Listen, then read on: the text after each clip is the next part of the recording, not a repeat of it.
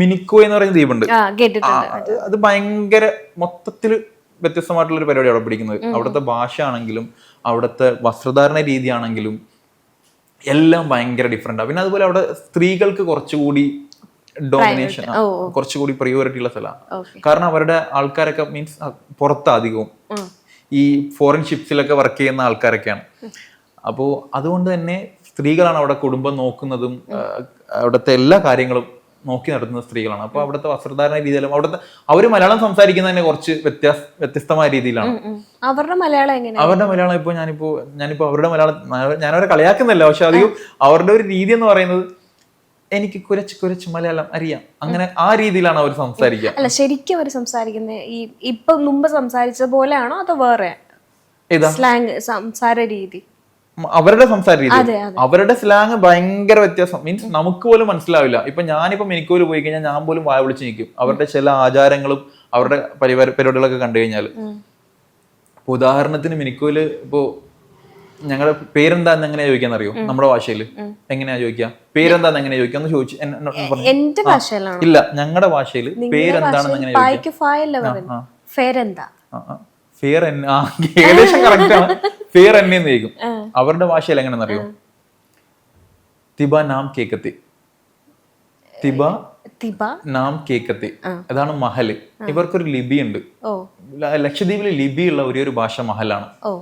ഏകദേശം നമ്മുടെ മാൽദീവ്സുമായിട്ട് ഭയങ്കര കണക്റ്റഡ് ആണ് ഇവരുടെ കൾച്ചറും ലാംഗ്വേജും എല്ലാം മാൽദീവ്സുമായിട്ട് കണക്റ്റഡ് ആണ് മിനിക്കോയ്. ഇപ്പോൾ എന്റെ ദ്വീപിൽ നിന്ന് മിനിക്കോയിലേക്ക് പോകണമെങ്കിൽ 8 മണിക്കൂർ യാത്ര ചെയ്യണം. പക്ഷെ മിനിക്കോയിൽ നിന്ന് മാൽദീവ്സിലേക്ക് 4 മണിക്കൂർ മതി. പക്ഷെ പോകാൻ പറ്റില്ല, ഇന്റർനാഷണൽ ബോർഡർ ആണ്. അപ്പൊ അങ്ങനെ മിനിക്കോ എന്തുകൊണ്ടും ഭയങ്കരമായിട്ടുള്ള ഭംഗിയുണ്ട്. എല്ലാം ആചാരങ്ങളും എല്ലാം ഭയങ്കര വ്യത്യസ്തമാണ്. അവിടെ വില്ലേജ് സിസ്റ്റം ഉണ്ട്, ഓരോ വില്ലേജിനും ഓരോ മൂപ്പന്മാരുണ്ട്. അങ്ങനെ മിനിക്കോയെ കുറിച്ച് പറയാൻ തന്നെ ഒരുപാട് പരിപാടികളുണ്ട്, കാര്യങ്ങളുണ്ട്.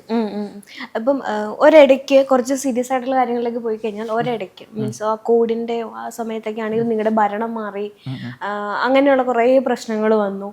അവിടെ കുറേ റൂൾസ് വന്നു. മീൻസ് ഒന്ന് മദ്യ നിരോധനവുമായി ബന്ധപ്പെട്ടിട്ട്, പിന്നെ ബീഫ് നിരോധിക്കുന്നു. അതേപോലെ തന്നെ ഈ 3 കുട്ടികൾക്ക് മേലെയുള്ള ആൾക്കാരെ ഇലക്ഷൻ മീൻസ് പഞ്ചായത്ത് ഭരണത്തിലേക്ക് കൊണ്ടുവരാതിരിക്കുക, റോഡ് വികസനം, അങ്ങനെ ഒത്തിരി കാര്യങ്ങൾ അവിടെ സംഭവിച്ചു.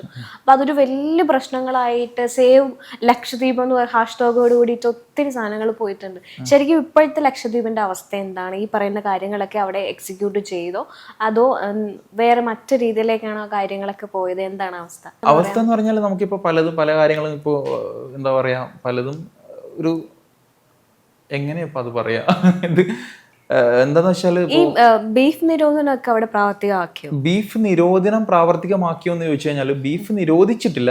പക്ഷെ നമുക്ക് ബീഫ് കൊണ്ടുവരുന്നതിൽ കുറച്ച് ബുദ്ധിമുട്ടുകളൊക്കെ ഉണ്ട്. ബീഫ് കാരണം ഇപ്പൊ ഉദാഹരണത്തിന് ബീഫ് ഒരു പശുവിനെ എവിടെ നിന്ന് പോത്തിനെ എവിടെ നിന്ന് കൊണ്ടുവരണമെങ്കിൽ കുറെ റൂൾസ് ആൻഡ് റെഗുലേഷൻസ് ഉണ്ട്. ആ റൂൾസ് ആൻഡ് റെഗുലേഷൻസ് പാലിച്ചുകൊണ്ട് ഒരിക്കലും നമുക്ക് ഇങ്ങോട്ട് ബീഫ് നമ്മുടെ നാട്ടിലേക്ക് കൊണ്ടുവരാൻ പറ്റില്ല.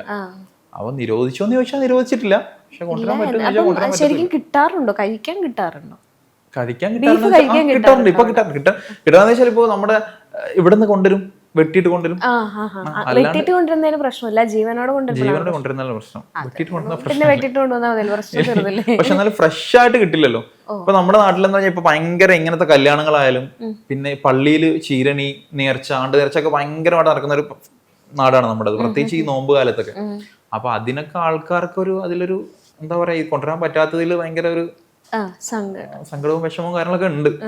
വാട്സാപ്പ് വഴി ഇംഗ്ലീഷ് പഠിക്കാൻ ഇംഗ്ലീഷ് കഫേ ഉള്ളപ്പോൾ ഇംഗ്ലീഷ് ഒരു വിഷയമേ അല്ല. English cafe, we present you the perfect English.